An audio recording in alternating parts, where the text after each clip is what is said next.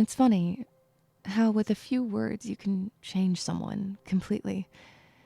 Well, not so funny for me. With my fingers gripping my brown curls, I took a breath as I looked at the kid. Furrowing my brow, I shook my head back and forth and gave a small hiss of a laugh. Whoa. What? You laughed. I thought you couldn't. I smiled in spite of myself. I was just thinking how silly it was. You didn't know perceptive, but you know considerate. Well, you didn't know every word right away when you were small. Yeah, I know. The kid rocked back and forth on its toes, clasping its hands behind it. I tilted my head slightly. Why don't you sit? Huh? It looked surprised. You want me to sit with you? I gave a non-committal shrug. Is there anyone else around? You can do what you want. I'm practicing being considerate. It bellowed with explosive giggles, the joyful sound echoing all about us.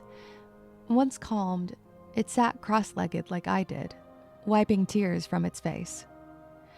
I rested my chin on my palm, my head turned away, but not so much I couldn't keep an eye on it. The kid scooted a couple inches closer, then a couple more. I kept my face level, though I felt a smile playing at me as I realized it was testing me. At an arm's length away, That's about good there, kid. my eyes flicked over, met with a grin that was so wide, it almost literally spread from ear to ear. Something about that kind of unbridled joy was unsettling. I gave a sigh as I looked at it. The kid was playing with 3 small stones, stacking them in different ways. They kept gazing up at me, almost to make sure if I was watching it. What are you? I dunno. You don't know? Do you know what you are? The question gave me pause. How would I describe myself? I don't think that thought had ever crossed my mind. A person, I guess. All right.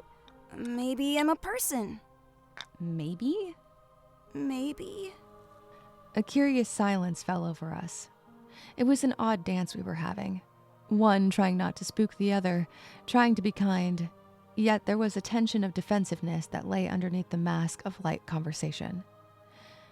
We both idly watched each other, questions clear in our eyes, but neither of us spoke.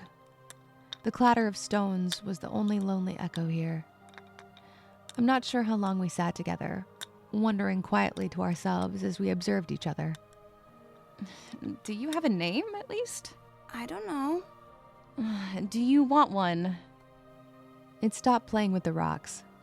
The kid looked up and scrunched its face, searching for a thought. Maybe it's Noah? My face contorted in confusion.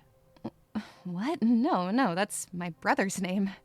Oh, It gave a nod as it tapped its forehead with a delicate finger.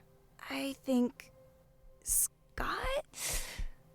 The pangs in my chest started up again. No, wait. Michelle? I saw red lights at the edge of the darkness. Stop!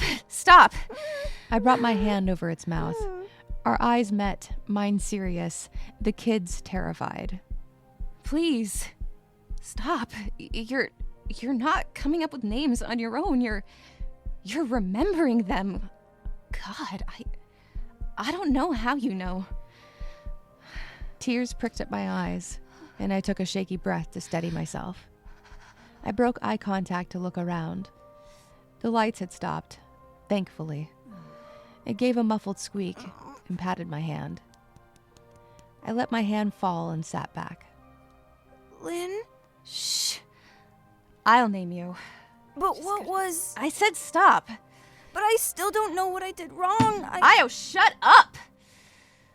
They stopped talking. Gripping their shoulders, I hung my head, panting heavily. Despite trying to ignore the memories, I still felt like I was drowning in my emotions. Sorrow that would never fade, Anger never quelled, no one really listening to... Warm arms wriggled around me in a soft hug. I started shivering. Now, can I answer your question? What's that? I'm Io.